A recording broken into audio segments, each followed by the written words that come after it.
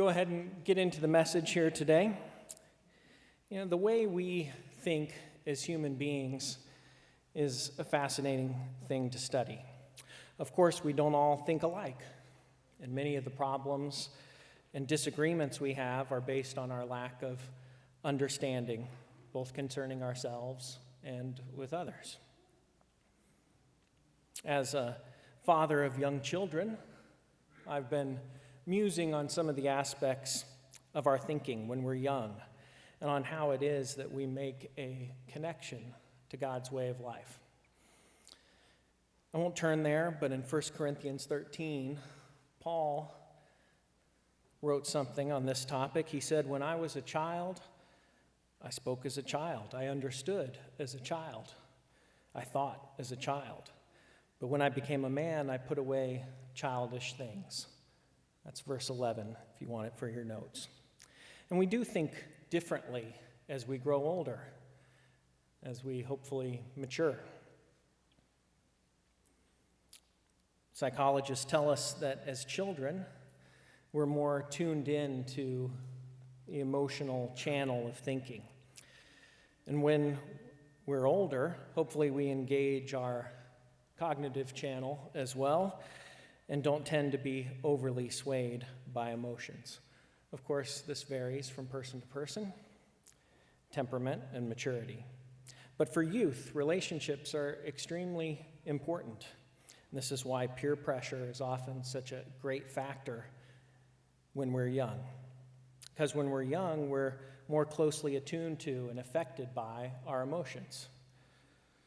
We hear the expression about wearing one's heart on their sleeve, right? And that's true of almost all children. We can see that change in mere seconds within our own. Perhaps another illustration would help with this. When kids think a wrong decision has been made, they're much more likely to say, "That's not fair," than they are to say, "That's illogical." Right? Maybe a young Mr. Spock from Star Trek would say something like that. But not for humans, only Vulcans. Things not feeling fair is a human emotional response. The decision hurts another human being. And of course, in a pure extreme of this kind of thinking can lead to a victim-type mentality. It doesn't matter that maybe this person brought the problem on themselves, or maybe that they knew the rules in advance. Perhaps they were told they wouldn't like the results. But despite all that, if the person now hurts, then the situation isn't fair. Now, from an adult and from a conversion perspective, the heart is important too. Let's turn over to Acts chapter 2. Acts chapter 2.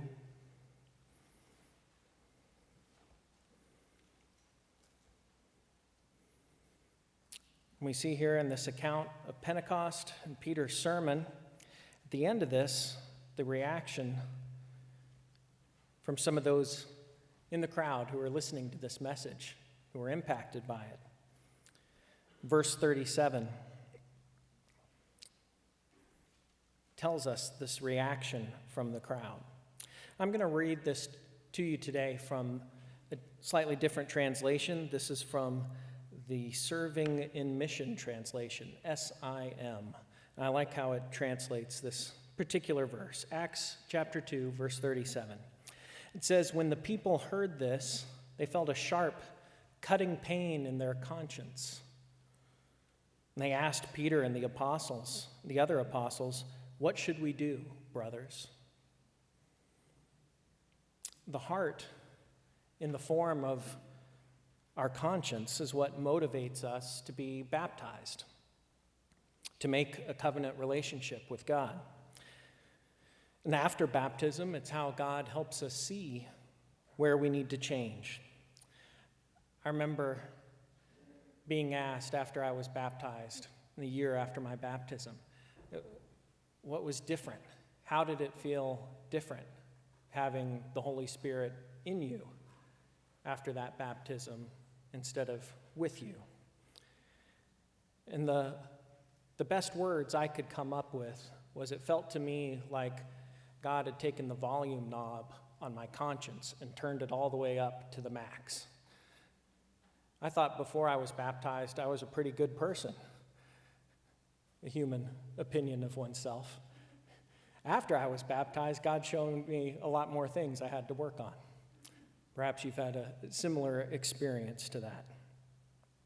Of course, in contrast, we all know some people who have all the cognitive knowledge of perhaps many of the things we believe. They have a mental understanding of the Sabbath or the holy days or many of the other truths that we've been given, but they don't make a heart connection with God. Their conscience does not prick them to become baptized, or else when that prick comes, they ignore it. Why? Let's turn to another couple of verses, this time in 2 Thessalonians Chapter 2.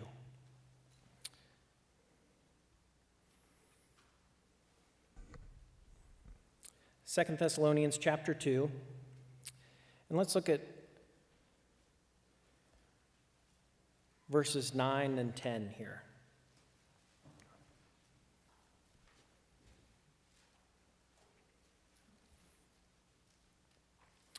Second Thessalonians Chapter 2, starting in verse 9, it says, "The coming of the lawless one is according to the working of Satan, with all power, signs, and lying wonders, and with all unrighteous deception among those who perish." And notice the back part of verse 10 here. It says, "Because they did not receive the love of the truth, that they might be saved." I'll share this as well. Repeat it for a moment. It says they did not receive the love of the truth that they might be saved. Taking that back to the concept we just talked about, knowing the truth or accepting that something is the truth is not enough. We need a love of the truth. It's a heart connection, ultimately, to be saved. The Serving and Mission translation of this verse says they did not accept the love of the truth so that they could be saved. It's interesting, that wording, that they did not accept the love of the truth. Since for those of us who have been called, either as first-generation Christians or through our faithful parents growing up as a second or subsequent generation, this is a choice that we make. Do we love the truth? Do we love God? And do we love His way? Today I want to focus on how hearts are turned. How hearts are turned. That's the title of my sermon. And in dealing with this subject today, I hope it's something that both adults and young people will better understand and make a heart connection to God's way of life. So let's start by reviewing some of the adult responsibilities that we have. And we'll go on and look at some for young people as well. But thinking of our responsibilities as adults and members of God's church and God's body, let's start by turning to Deuteronomy Chapter 6.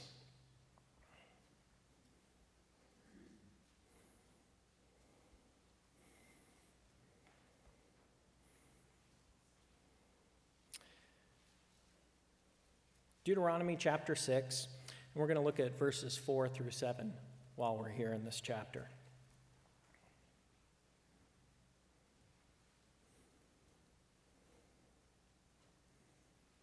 Deuteronomy 6, verse 4, "Hear, O Israel, the Lord our God, the Lord is one. You shall love the Lord your God with all your heart, with all your soul, and with all your strength. And these words which I command you today shall be in your heart." Notice verse 7, "You shall teach them diligently to your children, And you shall talk of them when you sit in your house, when you walk by the way, when you lie down, and when you rise up. Loving God with all of our hearts is a foundational principle for parenting. We can't teach our children, our young people, grandchildren, other children in this congregation to love God with all their hearts if we don't love him with all of ours. And loving God means we delight, we take pleasure in living his way of life. Verse 7 talks about teaching them to your children in all of these situations that naturally occur in day-to-day life. It's not so much you shall sit your children down for 1 hour a day. Not that that would be a bad thing in any way, right? But it's more as we're carrying on our lives, the activities of our lives, to be sharing how we love God, how we delight in his way. I know one area that many parents focus on is thinking about how to make the Sabbath a delight for their children. Both growing up in my family and now in our own family, one of the ways we've done that is with special meals on Friday nights. And of course, one of the special pleasures of that is when you have the opportunity to share it with other church members and get together and fellowship, either at our house or at theirs. That's certainly one great way to enjoy, to delight in God's way of life, and to teach our children to love it too. When I was a child, one of the things we did was we would eat in the dining room of the house on Friday nights. The rest of the night we ate in the kitchen, right? We had a kitchen nook. But on Friday nights we would sit in the dining room. That was something I remember. And we would light candles. And my sister and I had to take turns for who got to light the candles, because that was very exciting, right, at 7 or 8, and who got to blow out the candles.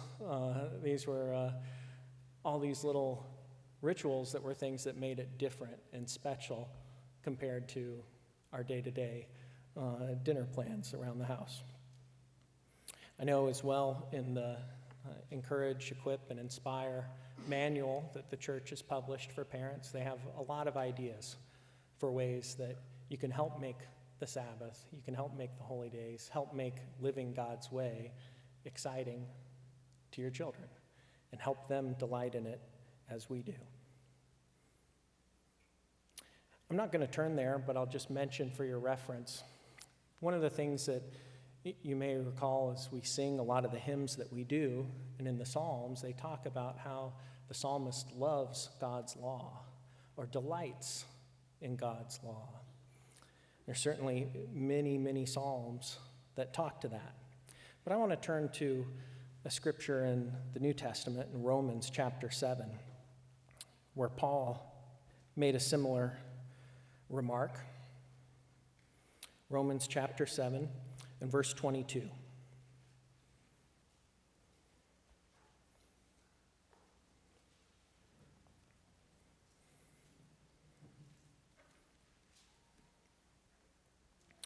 Romans chapter 7, verse 22, Paul says, "For I delight in the law of God according to the inward man."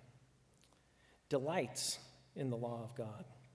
You know, conversion for adults, for those who are called as first generation Christians, often starts with a cognitive understanding of why the Sabbath and the holy days apply. But it then has to move forward to a heart connection, to love God and to want to obey him. Baptism is undergone because of a love for God and obedience to the instructions that we're given, and recognizing that we need help to live God's way. And in return, God also promises us his Holy Spirit, which provides us with emotional comfort and greater understanding. Psychologists and counselors can help people on a human level But the greatest spiritual peace comes from a commitment to God and by giving God our hearts. I want to look at Matthew chapter 18 now. Matthew chapter 18. There's a passage here that Jesus Christ talks about being as little children, but then there's also a warning here about our example to little children. I think is a good thing for us to think about in terms of our adult responsibilities in this area. Let's look at Matthew 18. The start of this chapter, we see the disciples asking Jesus that timeless question, who is going to be the greatest in the kingdom of heaven? And Jesus calls this little child to him, and in verse 3, he says, "Assuredly I say to you, unless you're converted and become as little children, you will by no means enter the kingdom of heaven. Therefore, whoever humbles himself as a little child is the greatest in the kingdom of heaven." We see here, of course, a lesson for us in our hearts that we need to stay humble, stay teachable to God. We've all seen those whose hearts are enlarged with ego or arrogance and cannot be taught. So an important, very important and foundational lesson from Jesus Christ in this regard and to our hearts. But notice how he goes on. Verse 5, "Whoever receives one little child like this in my name receives me." Now we're starting to transition to think about our conduct towards other people, not just inside of our own hearts. Verse 6 continues, "Whoever causes one of these little ones who believe in me to sin, it'd be better for him if a millstone were hung around his neck and he were drowned in the depths of the sea. Woe to the world because of offenses, for offenses must come, but woe to that man by whom the offense comes." This is a warning for us as adults to be careful of our example to youth, to God's little ones. When young people see adults in the church arguing or fighting, they are disturbed. They have tender hearts. When I was a teenager, I remember all the church turmoil that was happening in Worldwide Church of God in the mid-90s. And ultimately, when my family stopped attending there. One of my most vivid memories of that time was there was a question and answer session after church. And I saw some of these adults in our congregation so angry. And it was such a shock to me. I'd never seen anyone act like that at services. Here were some people who, week to week for well over a decade, always seemed very soft-spoken, and all of a sudden, had a microphone in their hand and something to say, and they were angry. Face was red, veins popping, and I don't even remember exactly what they were talking about. I just remember my reaction to seeing this and how strange that was to me.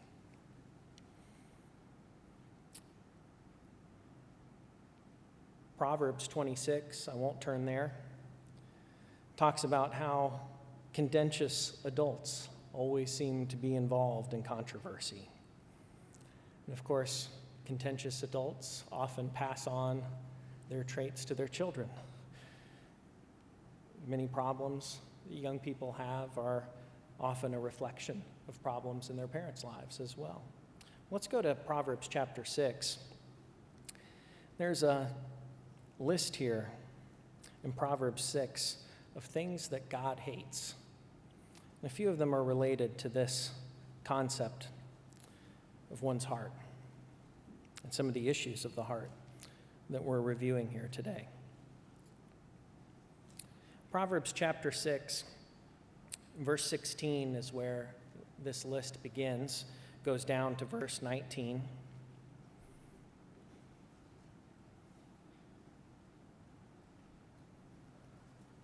Proverbs Chapter 6, starting in verse 16, it says, "These 6 things the Lord hates. Yes, 7 are abomination to him.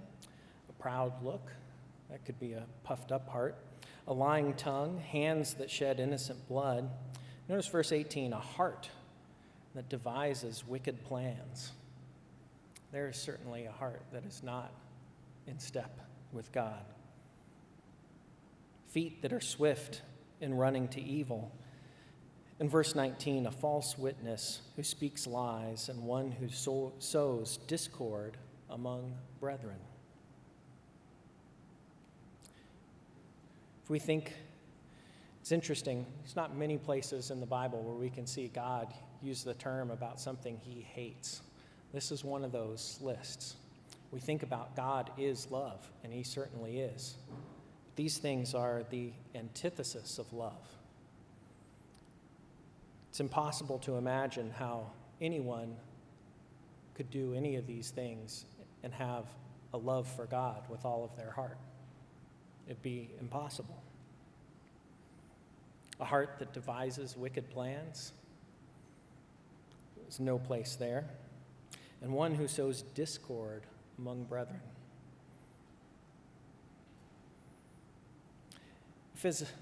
One of the ways to think about this verse, we've all had situations where we've said some things that we wish we could take back.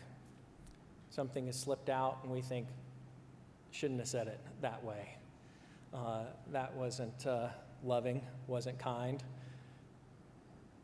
And sometimes those things slip out in public. We're not always just in a one-to-one conversation.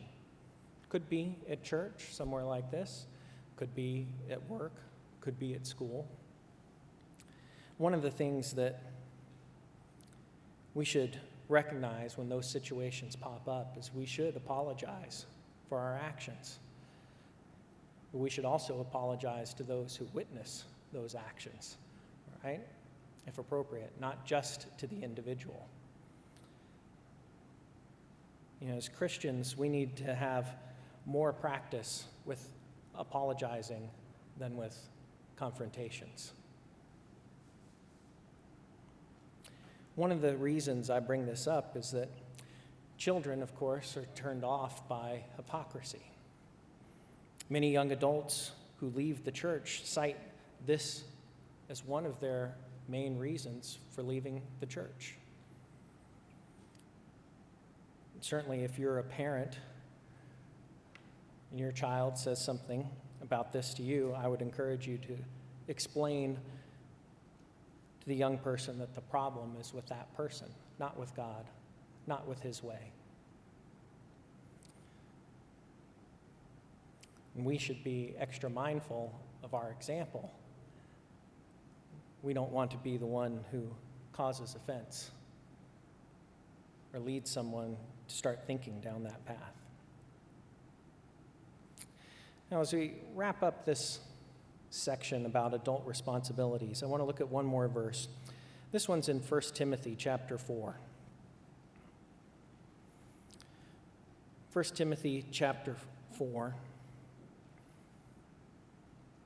This was a letter that Paul was writing to Timothy, a young minister in the church. And he gives almost a brief summary of encouragement to Timothy about what his behavior should be like in the church. And we could look at it through the filter of, oh, that's great advice for a minister. But honestly, it's great advice for any of us, any member of God's church. It's in 1 Timothy 4 and verse 12.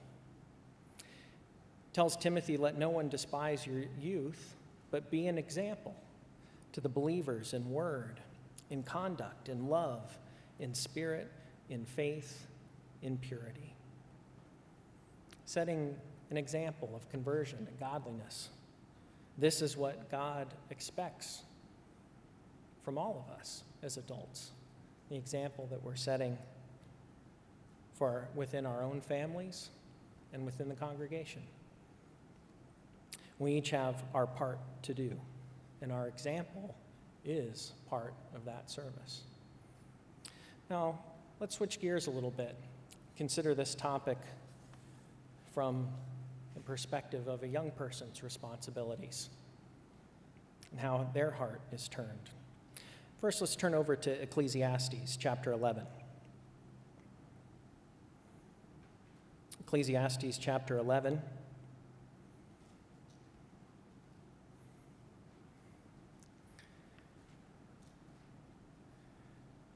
It's a little bit of wisdom written to young people in verse 9 here.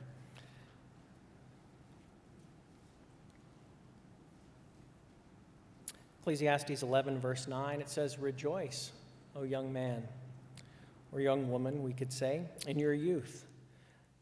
And let your heart cheer you in the days of your youth. Walk in the ways of your heart and in the sight of your eyes. But know that for all these God will bring you into judgment." The message here in this verse for our young people is God is going to hold you personally responsible for your choices, for your life. Just because adults sometimes fall short and sin or have bad behavior, or sometimes are hypocrites, doesn't mean God is going to allow you to do whatever you want without judgment. Each of us is personally accountable. There's another verse that ties in with this same principle in James chapter 4. James chapter 4 and verse 17.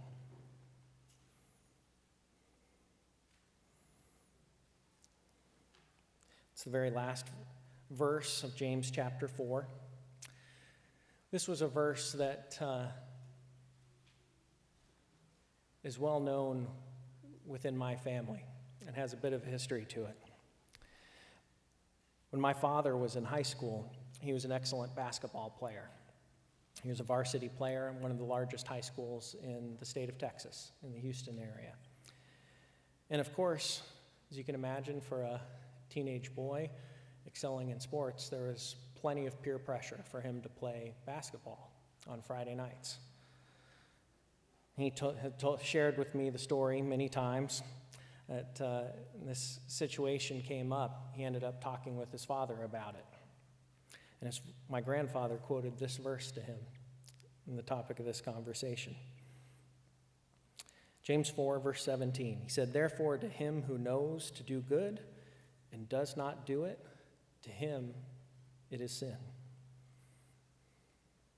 If you know that this is the truth, if you know the Sabbath is real, if you know the holy days are real, that God expects you to follow them, to choose not to do that is sin.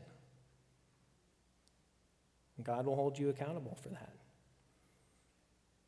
My father, after that conversation with my grandfather, decided to continue to keep the Sabbath, continued to play varsity basketball without playing on Friday nights for the rest of his time there until he graduated.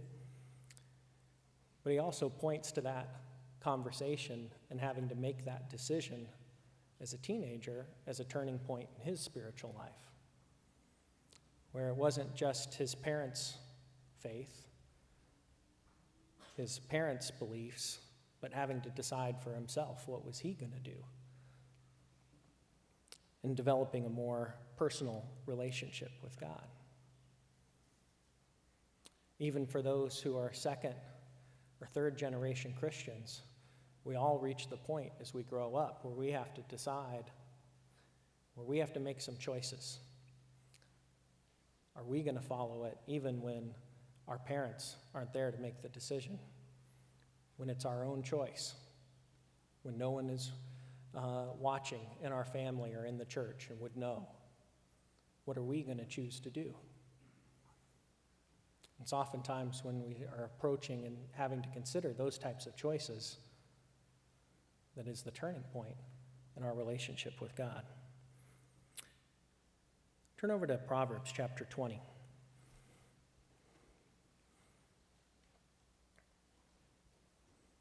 If you would, Proverbs Chapter 20.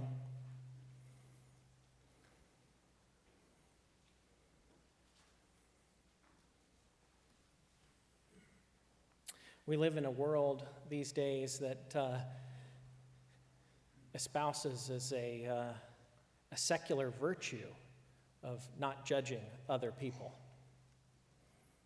And a lot of young people, they don't want to be judged by others.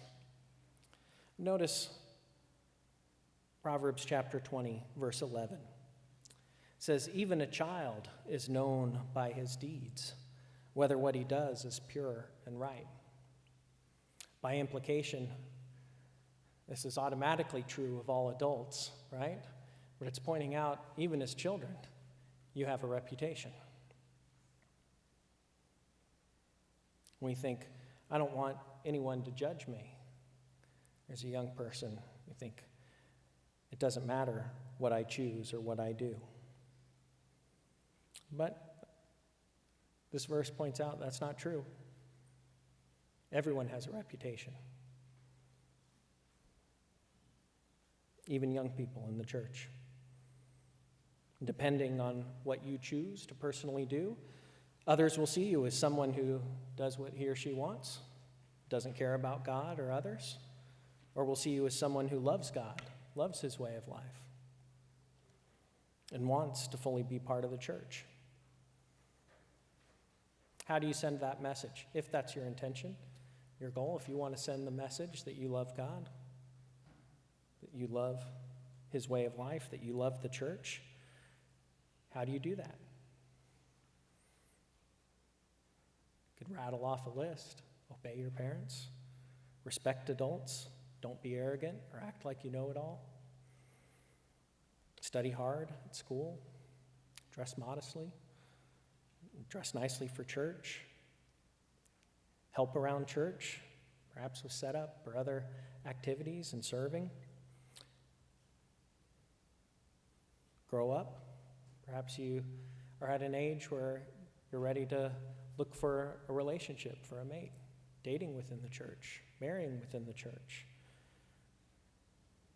getting a good job, being a wise steward with your money, tithing, giving offerings faithfully, sharing with others in need, respecting authority in the church, serving others in the church, showing up on time, attending services every week.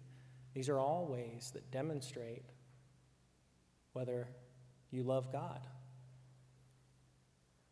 You do these things and you send a definite message. You develop a reputation.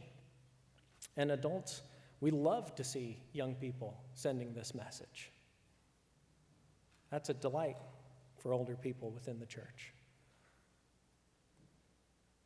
It tells us that our faith is being passed on to the next generation. And it reaffirms Christ's promise that the church will always survive, and that the gates of hell will not prevail against it. It is a choice. And every little choice adds up and makes an impact. Let's go one more verse in this section in Romans chapter 12. Romans chapter 12.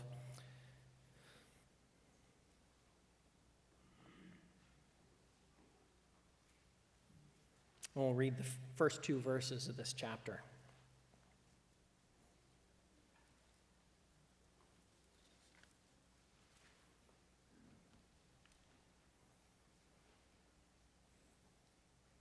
Romans chapter 12. Let's start in verse 1 here. It says, "I beseech you, therefore, brethren, by the mercies of God, that you present your bodies a living sacrifice, holy, acceptable to God, which is your reasonable service." Verse 2, "And do not be conformed to this world, but be transformed by the renewing of your mind, that you may prove what is that good and acceptable and perfect will of God."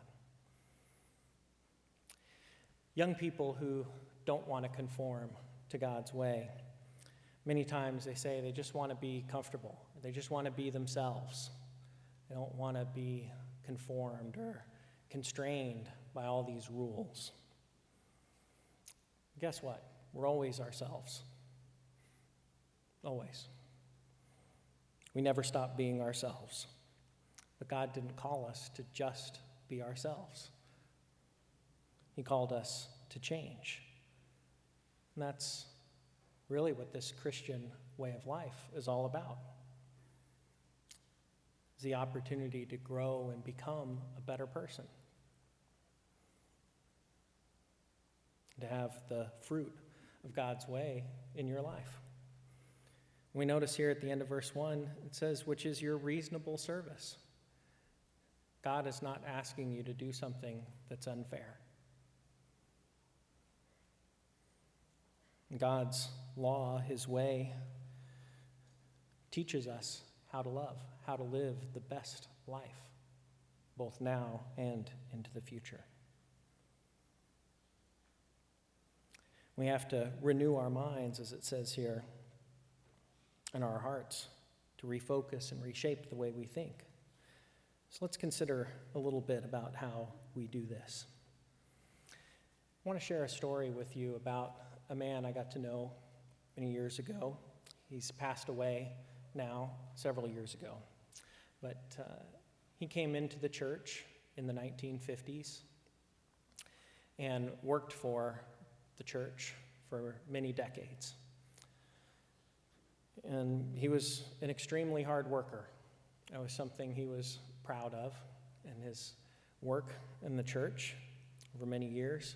He told me that when he retired, they had to hire 3 men to replace him. And he said it with a wry grin. He got quite a chuckle out of that. He worked hard. He said, 6 days a week, sometimes 7, of course, in serving in the church. And that was the way of it for many, many years. And I had a chance to talk with him, to visit with him in his home many years later into his retirement. One of the things he shared with me while I was there, he said that while he was thoroughly convinced of the truth, he was so busy working, doing the work of the church, that he neglected his heart and his emotional connection with God. Now, thankfully, this was something God gave him the ability to see in the later years of his life. And he was really able to focus on developing and growing that personal relationship with God. But whether we work for the church professionally or not, or work in some other capacity, I'm sure we can all relate to getting so busy in our lives that our relationship with God goes on the back burner at times. The last time I visited with this man, he made a point to reinforce to me how important it was to keep my heart and to keep that emotional connection with God. That our relationship with God is not just about keeping his law or going through the motions, but it is a personal, a heart connection relationship with him. Let's turn to Jeremiah chapter 17.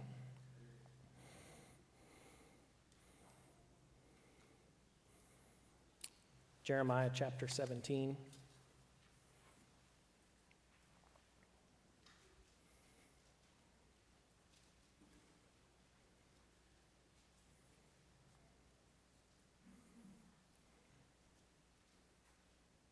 Notice verse 10. Jeremiah 17, verse 10. It says, I, the Lord, search the heart. I test the mind, even to give every man according to his ways, according to the fruit of his doings. This, of course, reinforces the timeless principle that we reap what we sow. But here it's showing that God is paying attention, right? This isn't just natural consequences of sin. God is searching the heart. He's testing the mind. How can we make sure that God likes what he sees in ours?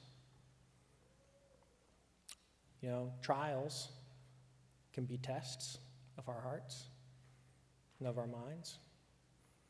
Blessings could be tests of our hearts, of our minds. For everything, there is a season, as we hear. One of the areas that I've thought about from time to time in this regard is what our initial reaction to a situation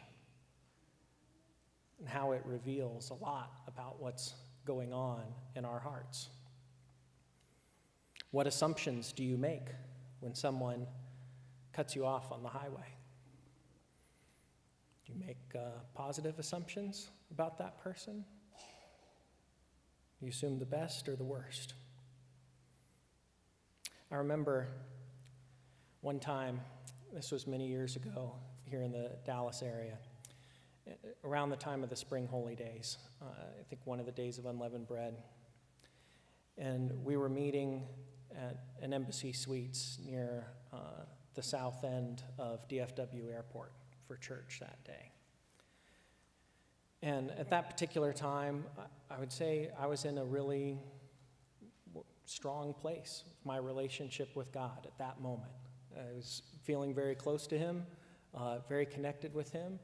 And while we were there, double Sabbath, I had one of the men of church security came in and tapped me on the shoulder and said someone had tried to break into my car in the parking lot and busted out of the window and tried to steal the stereo out of my car. They didn't get it, but it was a hassle to deal with. And I remember it almost felt like an out-of-body experience. I'm like, I can't believe how calmly I'm taking this. It's not really bothering me all that much. Here I am at church services on a holy day. This seems like the kind of thing that I would normally be really upset about. Didn't bother me too much that day. It was a hassle to fix. Nobody was injured. Nobody was hurt. It was just stuff. It was all taken care of in due time. I remember one of the things that jumped out at me, one of my friends who'd heard about it was a lot more upset about it than I was. And I remember that just striking me as so strange, right? Why is this person, it's not even their car, why are they so upset about it? Maybe you can think about some times in your life where you catch yourself reacting to something in the moment. Hopefully, occasionally, like that, you catch yourself with a good reaction, maybe one beyond what you would expect. And reflect on that, and how your relationship with God impacts that. These situations that test our hearts and our minds. I'm sure equally we can all think of situations where our mind reacted in the opposite way. Maybe we're under stress or we've drifted away in our relationship with God. And something that wouldn't normally set us off, we snap back at someone, bite their head off. Or we're angry with one situation and we take it out on someone else. Those are also opportunities to reflect, to think about and test our own minds, test our own hearts. Think, how should I have responded to that? To pray to God and ask Him to help us to grow in that area. Let's turn to Proverbs Chapter 3. Proverbs Chapter 3.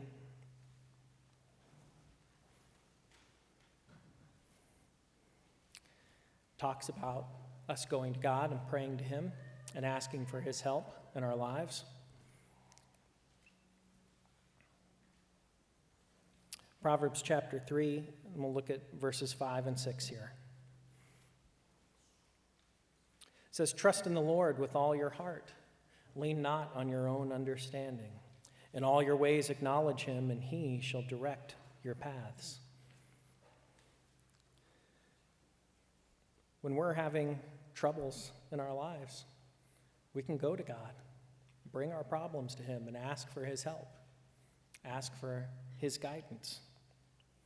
Ask for Him to help us direct our paths and show us the best way forward. And part of this as well, as we think about the paths that God has designed for us, There are a lot of opportunities to taste the fruit of God's way in our lives.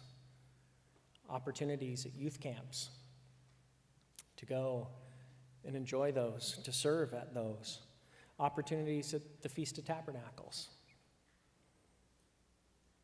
Opportunities to have peace in a troubled world. Think what a blessing that is. When people are panicking or in crisis or afraid, to be able to have a peace of mind in the middle of the storm. The opportunity to come to church services, to review and reflect on God's word, to be inspired. And of course, a security and peace of mind for the future through God's promises and his prophetic word. These are all ways when we participate in these things, when we actively are involved in these things to strengthen our hearts and our love for God. Let's go over to Psalms chapter 37 as well.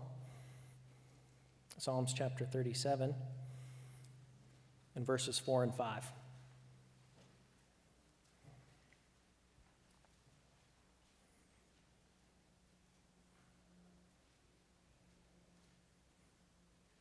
Psalm 37, verses 4 and 5.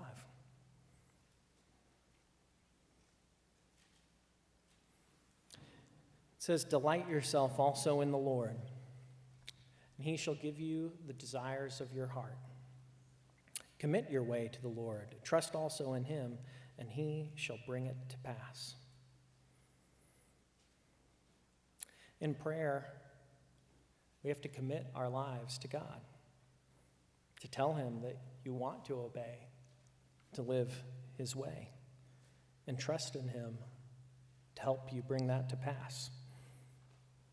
Years ago, I came to realize that many times God has a bigger or better plan in mind or things in mind than I can come up with on my own, or that any of us can come up with on our own. And I learned that even when praying specifically for God's help towards one of the desires of my heart, to keep the door open for God to show me a better plan and help me to realize if the one I think I want may not be the best path. Many years ago, I had a job opportunity arise with the company I was working for. So while I was here in Dallas as a young man, and a new role came up that looked really attractive to me. It'd be a promotion, and I thought the description of the responsibility sounded really exciting, and I prayed fervently to God, hey, this looks really awesome. Desire of my heart. But I also prayed that, hey, if it wasn't the right thing, I trusted him and for him to show me that. I didn't get the job. And that was a bit disappointing, but I trusted that I didn't get it for a reason. For a few months, I had no idea what that reason was. I did find out during that time that my boss at the time had blocked me for that promotion. One of my friends was pretty upset about that for me. This guy's trying to hold you down, keep you in a box, not let you progress or grow. A few months later, that job I thought I wanted disappeared from the company. All those people were gone, laid off. Not the direction the company was heading, something they dabbled in. I was extremely thankful. I did not get the job that I really thought I wanted and prayed to God. As the saying goes, thank God for unanswered prayers, right? The famous Garth Brooks song. A few months after that, a new opportunity came along. My boss supported my growth in that. I did get a promotion, and it was a way better job than the one I thought I wanted the year before. I share that as an example. Sometimes we can get our minds really fixated on a particular desire of our heart. Or that when we're dealing with a problem, that God has to solve it in one particular way. But He is the most creative being in the entire universe, and He knows what's best for us in ways far beyond what we can understand. So I share it as a note of encouragement as you're praying for something specifically that, based on what you can see, would be really helpful. Go to God with that. Share that with Him. But also ask Him to show you and give you understanding if there's a better way, or if this is not the best thing for you. And He'll answer that prayer. He certainly has at many points in my life, just like this one. And I think if you talked with other people in this room, they could share similar stories with you as well. In this message today, as we've been talking through some of these verses and concepts, I hope you've had an opportunity to reflect on the state of your heart. To think about, do you really love God in His way with all of your heart? Or are you just going through the motions out of some level of habit or inertia? The heart speaks to our motivation, right? It's not just doing it because we have to, or because it's a checklist, something to tick off the box, but because we want to. I want to conclude today with a verse found over in Proverbs Chapter 4. Proverbs Chapter 4. And this time we'll look at verse 23. Proverbs Chapter 4, verse 23. It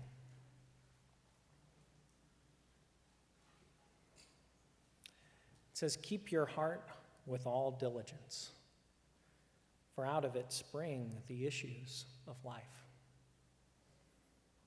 We're reminded here the importance of keeping our hearts, and with diligence implies with work, with effort, with focus.